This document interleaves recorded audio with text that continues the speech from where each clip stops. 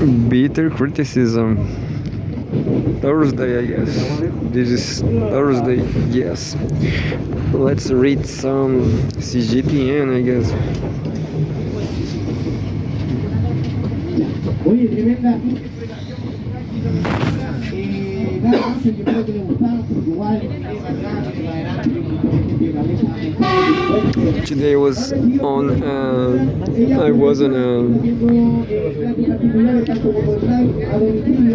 was participating in a seminar to study in China, and unfortunately it's not so easy, I guess, because I was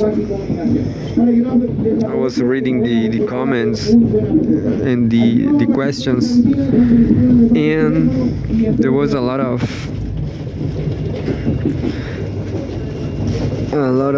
problems. There was a guy saying that he tried a lot of times he was approved 2 times, and he didn't got a scholarship. So it's not so easy.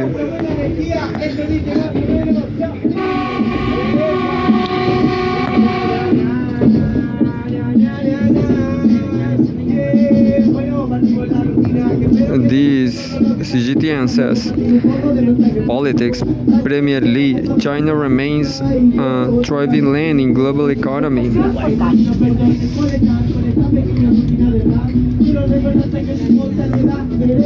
2 minutes reading, June 26.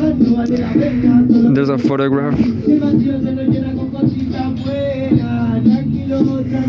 Exterior view of the venue of the 10th annual meeting of the Asian Infrastructure Investment Bank Board of Governors in Beijing, China. Premier Li Qiang said on Thursday that China's economy will remain a thriving land in the global economy, and the expanding and upgrading of the massive Chinese market will keep generating significant dividends, offering great trade and investment opportunities for other countries. Speaking at the opening ceremony of the 10th annual meeting of the Asian Infrastructure Investment Bank (AIIB) Board of Governors, Li affirmed China's commitment to high standard opening up and its ongoing deep integration into the global economy, a move set to create fresh development opportunities worldwide. Over the past decade, the number of AII members grew from 57 to 110, Li said, praising the bank for having fueled the common development of its members, pioneered new models of global financial governance, and set a new example for international multilateral cooperation. Regarding the bank's future development, Li said that in the face of global growth challenges, the AIIB should enhance its support for the members' development. Quote, the AII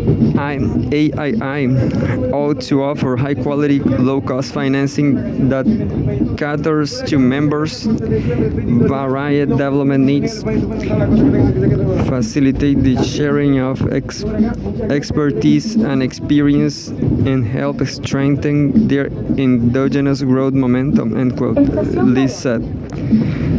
Furthermore, the Premier emphasized that the IAA needs to promote more international dialogue and coordination and play a better role as a new multilateral platform in addressing global governance challenges. Quote, China is ready to work with all parties to support the AII in starting a new decade of glory and make greater contributions to promoting the sustainable development of its members and advancing the building of a community with a shared future for humanity, end quote. Lee said, held under the theme, quote, connecting for development, collaborating for prosperity, end quote. This year's meeting was jointly hosted by the Ministry of Finance, the Beijing Municipal Government, and the AIIB. The opening ceremony was attended by around 2,500 people, including AIIB President Jin Li-kun, board governors from AIIB members, heads of major global multilateral and bilateral development institutions, leaders of important financial institutions and private sectors, and representatives of non-governmental organizations, sources Xinhua News Agency. There's another one. Para abrir la puerta del tren, presione el botón cuando se ilumine. The second news says politics, June 26, 2025. China Defense Ministry U.S. military aid, arms sales, an attempt to drag Taiwan into war. And there's a photograph. Shang Xiaogang, spokesperson for the Ministry of National Defense, during a regular press briefing in Beijing, China. A Chinese defense spokesperson on Thursday said the U.S. military collusion with China's Taiwan region, whether it's military aid, arms sales, or under any other excuse, is an attempt to drag Taiwan into the flames of war and harm the island itself. According to reports, the U.S. side recently invited Taiwan's military representatives to observe a joint air exercise at the U.S. and its allies. Meanwhile, the U.S. House Committee on Appropriations recently approved the fiscal year 2026 Defense Appropriations Act, which includes a $500 million budget for military assistance to Taiwan. In response to a question from the media during a regular press briefing, Shang Xiaogang, spokesperson for the Ministry of National Defense, said China firmly opposes any form of military collusion between the U.S. and China's Taiwan region.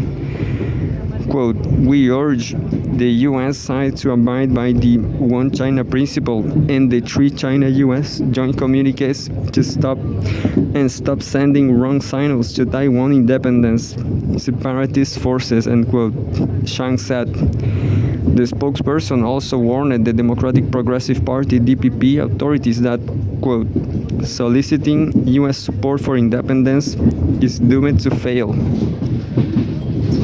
Por tu seguridad y la de todos los pasajeros, third one is no te about sientes en el suelo. Iran. Yeah, interesting.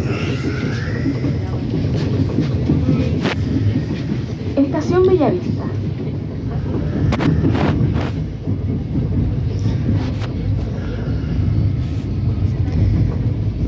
I lost the signal. Well, these are live updates about the Iranian situation. It says live updates.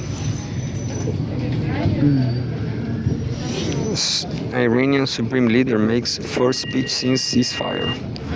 Summary. Iranian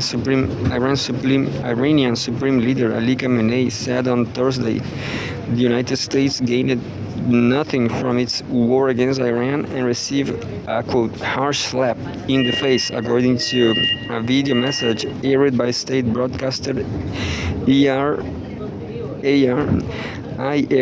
IRIB.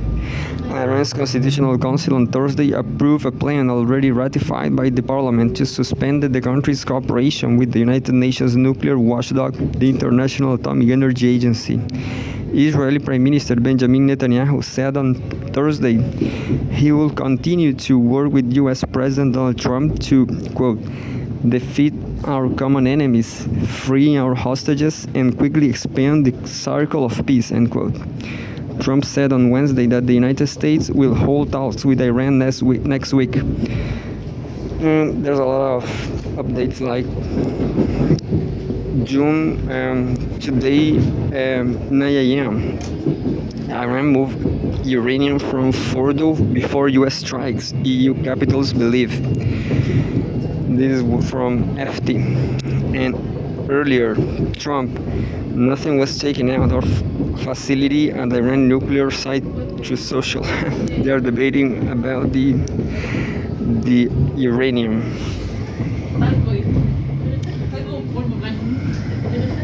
Estación Puerto.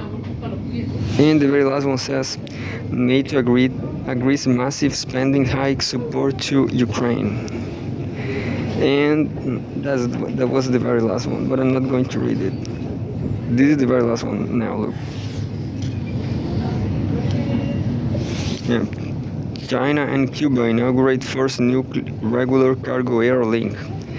A very short one. On June 25, China and Cuba officially launched their first regularly scheduled international freight corridor. The ribbon-cutting ceremony was attended by Cuba's Transport Minister Eduardo Rodriguez Davila, Deputy Minister of Foreign Trade and Foreign Investment Deborah Rivas, Chinese Ambassador to Cuba Hua Qin, and senior representatives from both countries' airlines. And that's it.